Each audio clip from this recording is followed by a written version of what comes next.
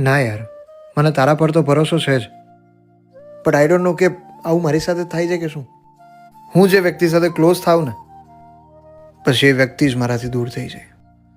પછી મેં એને ગમે તેટલો સમય આપ્યો હોય, મારાથી વધારે ઇમ્પોર્ટન્સ આપી હોય, કે પછી આંધળો ભરોસો કર્યો હોય, તો પણ એ વ્યક્તિ મારાથી દૂર થઈ જશે.